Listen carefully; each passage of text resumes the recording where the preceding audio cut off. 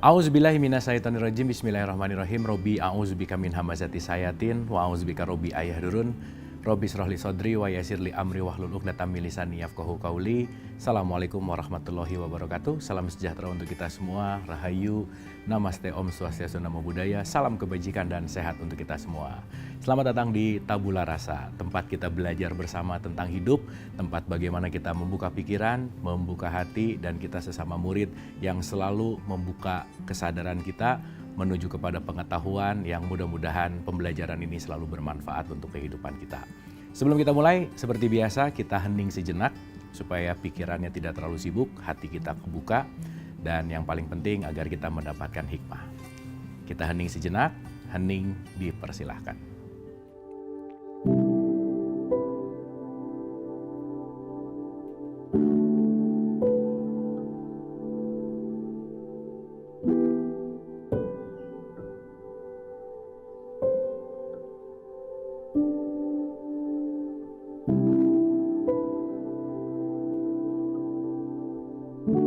Selesai, terima kasih. Semoga kita sudah ada di halaman yang sama, di energi, vibrasi, dan frekuensi yang sama untuk kita sama-sama belajar. Dan saya tidak bosan untuk mengingatkan bahwa saya bicara di sini bukan mau ceramah, bukan mau bertausiah, bukan mau mengajari, bukan berarti paling benar, tetapi jadikanlah pembelajaran ini hanya menambah puzzle-puzzle pengetahuan kita untuk kita sama-sama belajar dalam perjalanan hidup ini.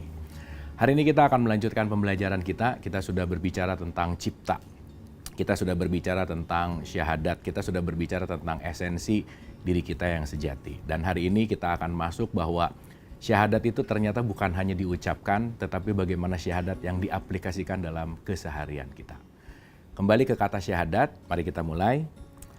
Berbicara tentang syahadat, syahadat itu kita sudah bahas gitu ya, bahwa syahadat itu intinya adalah bersaksi. Dan bersaksi itu tentu saja bukan hanya dibunyikan, bukan saja hanya diikrarkan gitu. Dan yang paling penting adalah penyaksian ini berwujud dari diri kita dalam aplikasi keseharian kita. Di mana poin yang paling pentingnya adalah terkadang kita melupakan satu hal yang sangat esensial. Saya kasih contoh sederhana. Rata-rata dari kita mewarisi agama orang tua kita. Saya Islam karena orang tua saya Islam dan saya menjadi Islam tentu saja. Dan kalau kita kembali kepada rukun Islam yang pertama itu kan adalah syahadat. Nah, terkadang kita lupa ketika otomatis tadi ketika saya langsung jadi Islam, itu syarat nomor satunya, posisi nomor satunya itu dirasa sudah otomatis ada dan hadir gitu. Dan itu tidak salah sih sebetulnya. Tetapi penting untuk kita sadari lebih dalam, penting untuk kita renungkan lebih dalam tentang makna dari syahadat ini. Gitu. Saya kasih contoh sederhana begini. Kita sudah bahas bahwa syahadat itu artinya adalah bersaksi. Jadi ini ada kaitannya sama bagaimana kita melakukan atau bagaimana kita menyaksikan. Berarti syahadat ini sebuah action. Nah, mungkin kita elaborasi sedikit dengan kata-kata katakanlah atau mengucapkan. Banyak ayat-ayat di dalam Al-Quran yang konsepnya intinya menggunakan kata-kata kul atau katakanlah gitu. Tetapi menariknya ketika ada katakanlah di Quran, apakah berarti kita harus langsung mengatakan juga? Nah, mari kita renungkan bahwa katakanlah atau kul. Contoh nih, 3 surat terakhir Quran aja. Kul hu'allahu ahad, kul a'udzu birabbil falak, kul a'udzu birabbin nas. Ini di depannya pasti ada kata kul gitu. Tapi menariknya adalah kul di sini bukan berarti secara letterlek bahwa saya disuruh mengucapkan. Karena jangan lupa, mengucapkan itu adalah mewujudkan sesuatu apa yang ada di dalam diri kita. Maka kalau saya punya maksud tertentu di dalam diri saya dan saya ingin mengungkapkan maksud itu, maka saya mengucapkan maksudnya. Artinya kalau sudah ada di dalam diri saya berarti saya harus mengalami dulu gitu. Singkatnya, kul atau mengucapkan itu bukan hanya kata-kata yang diulang-ulang. Mungkin kita pernah pakai analogi gitu ya. Burung beo itu kalau diajarin ngomong, dia pasti bisa mengikuti gitu. Tetapi ketika dia hanya membunyikan, belum tentu atau mungkin tidak sama sekali masuk ke dalam kefahaman dan kesadarannya. Maka kalau kita hanya membeokkan, hanya kita mengucapkan atau membunyikan, yaitu hanya keluar sebagai suara. dan boleh jadi tidak didasari oleh sebuah yang namanya kesadaran. Jadi kita sepakati dulu pada kesadaran ini bahwa mengucapkan itu dasarnya adalah mengalami. Saya kasih contoh sederhana. Ketika saya mengalami sesuatu, berarti pengalaman itu ada di dalam diri saya. Saya mengalami A, mengalami B, mengalami C, A, B, C, itu ada di dalam diri saya. Maka sebuah pengalaman yang ingin disampaikan itu dikeluarkan melalui kata-kata. Maka sebetulnya sebuah kata-kata yang menjadi kalimat, yang menjadi pembicaraan, diskusi seperti ini, itu semua datang dari pengalaman. Maka kalau kita bicara majelis taklim, taklim itu dari kata a'lam, a'lim, itu konteksnya adalah berbicara tentang pengalaman. Bukan hanya pengetahuan atau informasi atau berita, tidak. Karena pembelajaran paling esensial dalam kehidupan adalah sesuatu yang sudah dialami. Jadi pertanyaannya adalah, apakah syahadat itu hanya dibunyikan? Atau saya mengalami syahadat dan syahadat itu saya ikrarkan, di mana ikrar itu adalah pengingat supaya saya kembali kepada syahadat dan berulang-ulang, itu intinya. Nah, kita akan merubah sedikit paradigma, kebiasaan memang hanya diucapkan. Dan bahkan pengucapannya juga hanya dalam bentuk ritual gitu. Dan lagi-lagi yang otomatis seperti saya gitu, terlahir dari rahim Islam, dianggap sudah bersyahadat dan nggak perlu lagi mengulang-ulang syahadat. Ya itu nggak salah. Tetapi kesadaran bersyahadat itu harus ditumbuhkan.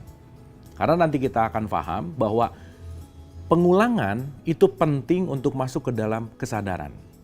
Maka mari kita merubah paradigma dari membunyikan menuju kepada mengalami yang pengalaman itu akan menjadi aplikasi. Sehingga syahadat kita semua bukan hanya membunyikan kalimat, tetapi bagaimana mengalaminya dulu, benar-benar menyaksikan, benar-benar bukan hanya dalam bentuk informasi, tetapi kita akan benar-benar menyampaikan rasa yang sejati bahwa syahadat bukan hanya ucapan. Bagaimana mentransformasikan dari yang dirasa menuju pengucapan? Bagaimana kita akan masuk ke dalam aplikasi syahadat sehari-hari? Kita akan bahas beberapa saat lagi.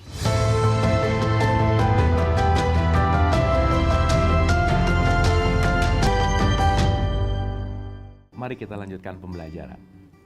Baik. Berbicara tentang saksi, berarti bersyahadat itu adalah menyaksikan. Asyhadu alla ilaha illallah, menyaksikan bahwa tidak ada ilah selain Allah. Nah sekarang kita kembali dulu kepada kesejatian diri kita.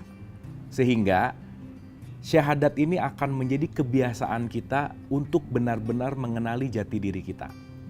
Oke, kita sudah bahas bahwa diri sejati kita ini esensinya adalah sang ruh.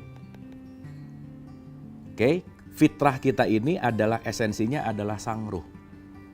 Di mana sang ruh ini diberikan instrumen berupa jasad, beserta aplikasinya yang disebut dengan yang namanya jiwa. Di mana di dalam jiwa kita, di situ terdapat pikiran, perasaan, emosi, memori, dan ini adalah aplikasi-aplikasi dalam kehidupan kita. Katakanlah paling sederhana, jiwa ini sangat berkaitan dengan ego, gitu intinya. Oke ya, jadi kita renungkan dulu. Diri yang sejati adalah ruh, instrumennya adalah tubuh dan jiwa. Jadi urusan pikiran, perasaan, emosi, dan memori itu adalah bukan fitrah diri kita. Tetapi kalau kita tidak pernah melatih, memisahkan dan membedakan atau mengadakan jarak antara diri sejati kita dan pikiran, kita akan selalu merasa bahwa pikiran itu adalah diriku.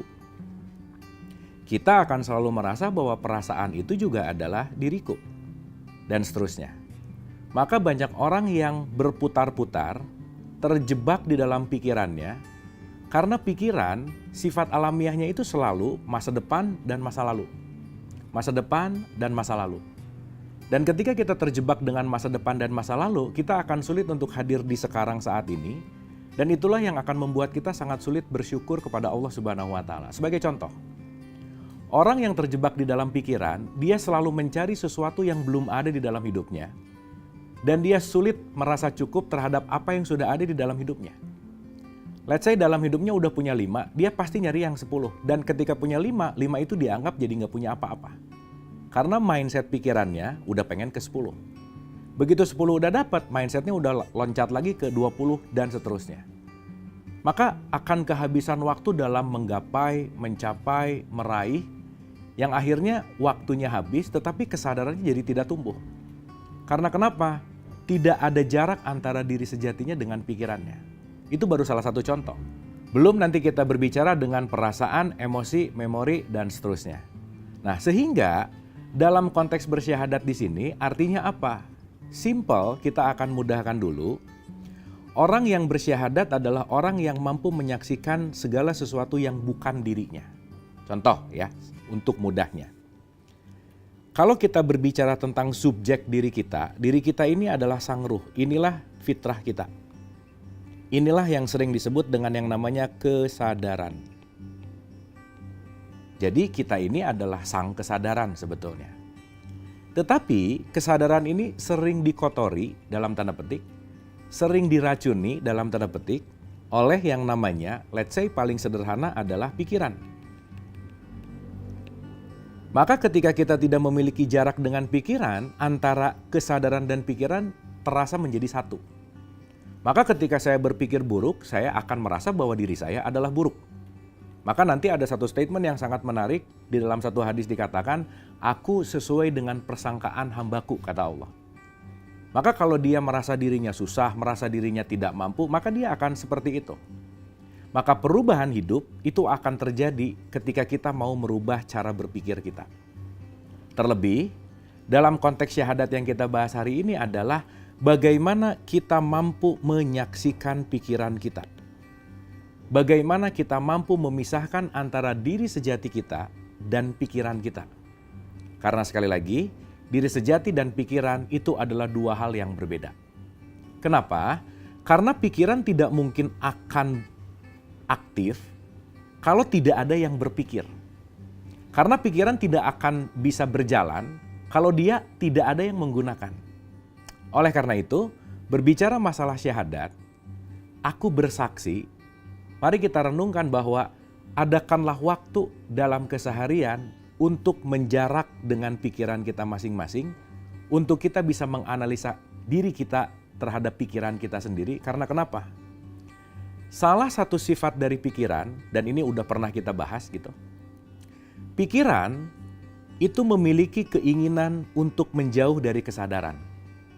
Maka semakin kita berkutat di dalam pikiran, semakin jauh dari fitrah. Semakin jauh dari diri kita yang sejati.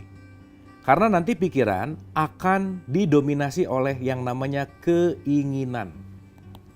Maka di surat 22 ayat 52 ada bahasa bahwa keinginan itu adalah tempat di mana setan dalam tanda petik melakukan aksinya.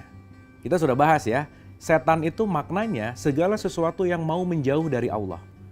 Segala sesuatu yang mau menjauh dari fitrah atau dari ruh itu sendiri. Oleh karena itu, ketika keinginan ini menjadi Tuhan, dalam tanda petik, ketika kita selalu login di dalam keinginan kita akan sangat tidak mengenal diri. Dan kita akan selalu dibawa ke tempat yang tidak pernah cukup, sulit untuk bersyukur, sehingga kita akan selalu merasa kekurangan. Keinginan dan keinginan itu akan selalu menuju kepada sesuatu yang lebih jauh dari diri kita yang sejati. Nah, oleh karena itu, kenapa syahadat ini akan menjadi penting dalam rukun Islam?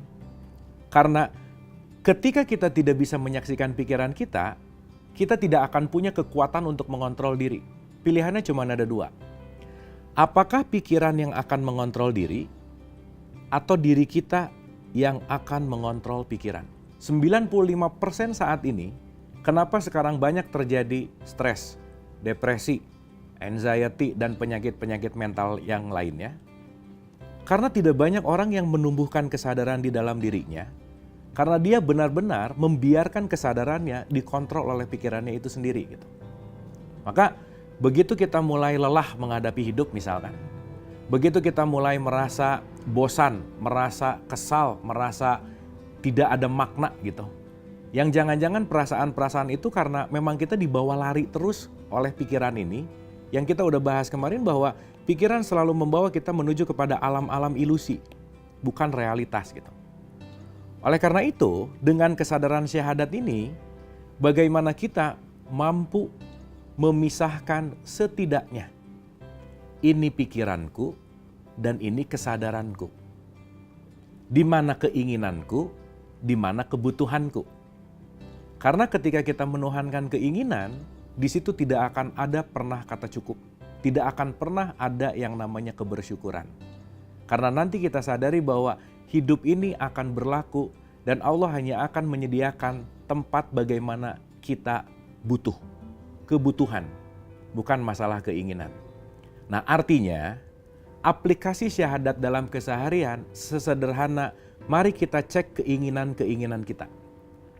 Mari kita kontrol keinginan-keinginan kita. Maka ketika pikiran tidak dapat kita kontrol, otomatis kita juga akan sulit mengontrol hawa nafsu, sulit mengontrol ego, yang pada akhirnya kita akan selalu hidup di dalam dunia ilusi yang sangat-sangat tidak memiliki kebersyukuran. Bagaimana untuk menyelaraskan ini semua, kita akan bahas beberapa saat lagi.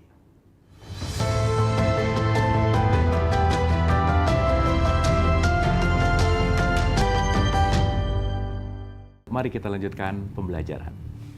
Oke, sekarang kita dalami konteks syahadat ini dalam rasa gitu ya. Nah, di surat 6 ayat 12, Quran mengatakan bahwa Allah itu memiliki salah satu sifat namanya adalah kasih sayang.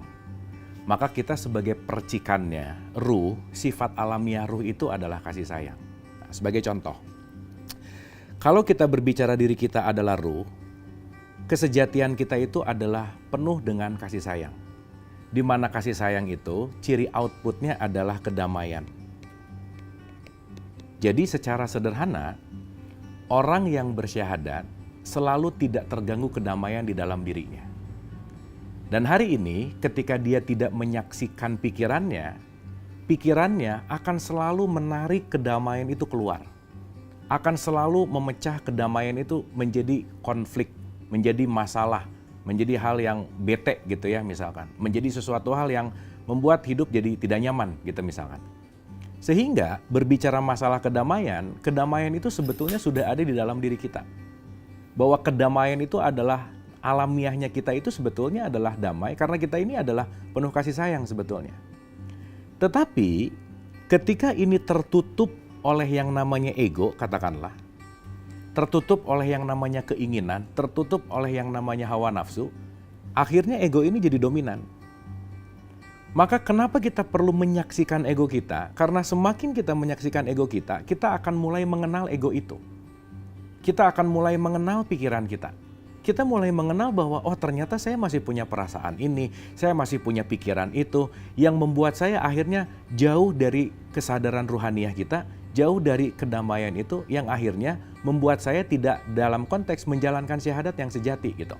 Berbicara tentang syahadat, bersaksi tidak ada ilah selain Allah, bersaksi bahwa saya memiliki sifat-sifat Allah. Dan tentu saja ketika saya memiliki sifat-sifat Allah, salah satunya adalah Rahman dan Rahim, kasih sayang yang membuat kedamaian, di mana bersyahadat adalah selalu belajar menganalisa terhadap hal-hal yang bukan esensi diri kita.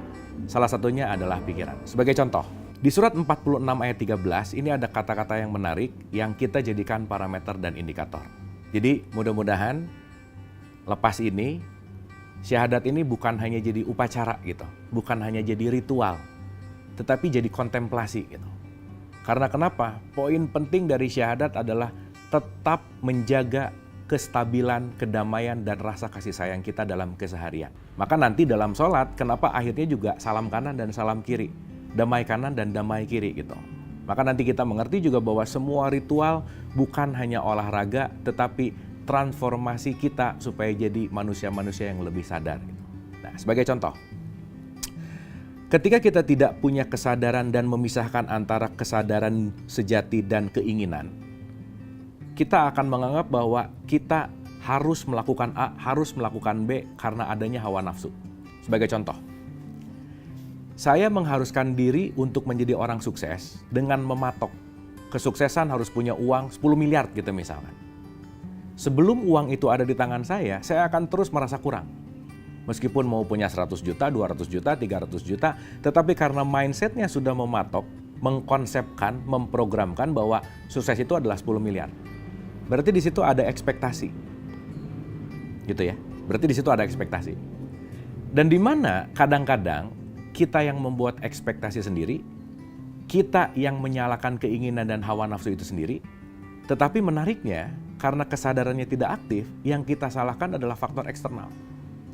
Terkadang kita banyak menyalahkan faktor eksternal yang membuat saya tidak menjadi lebih bahagia. Yang akhirnya apa? Saya bisa merasa dan saya bisa mengatakan bahwa saya tidak bahagia gara-gara kamu gitu misalkan. Artinya apa? Saya menyerahkan remote kontrol kebahagiaan saya di orang lain. Artinya saya tidak punya kekuatan terhadap diri sendiri.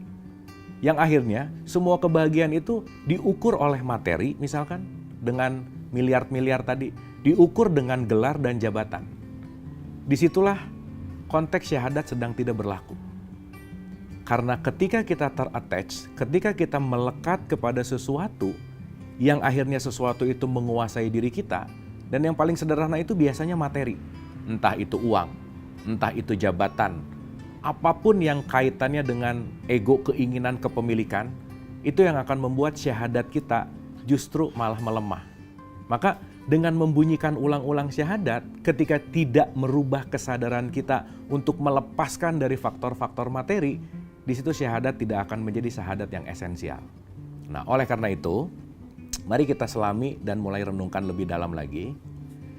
Di surat 32 ayat 9, ada statement yang sangat-sangat esensial bahwa aku tiupkan ruhku. Sekali lagi, diri kita yang sejati itu adalah kasih sayang. Sang kesadaran itu selalu ada dalam konteks yang namanya kasih sayang, kedamaian. Maka menjaga syahadat artinya adalah menjaga kedamaian diri. Dan kedamaian diri ini tidak bisa diganggu-gugat oleh faktor eksternal sebetulnya, kalau kita tidak mengizinkan. Kita tidak mungkin sakit hati kalau kita tidak mengizinkan diri kita sakit hati. Kita tidak mungkin kecewa kalau kita tidak mengizinkan diri kita kecewa. Berarti saya kecewa, saya sakit hati, saya tidak bahagia, itu karena syahadatnya tidak dalam bentuk aplikasi. Karena penyaksian terhadap diri sejati itu sedang tidak terjadi. Maka semoga dengan kesadaran syahadat ini, kita mengambil semua kekuatan yang sejatinya adalah kekuatan diri kita, yang terkadang dikalahkan oleh faktor eksternal, dikalahkan oleh nominal, dikalahkan oleh materi, dikalahkan oleh jabatan, penilaian, apapun itu, yang membuat dan mengusik diri kita dari kedamaian. Jadi pada dasarnya, siapa yang bersyahadat, dia akan selalu berdamai, dia akan selalu menjaga kedamaiannya, dan kedamaiannya tidak pernah direnggut oleh faktor eksternal apapun. Oleh karena itu, marilah menjaga syahadat kita, agar diri kita selalu di dalam kedamaian. Semoga bermanfaat, mohon maaf lahir dan batin. Wabillahi taufiq wal hidayah. Assalamualaikum warahmatullahi wabarakatuh.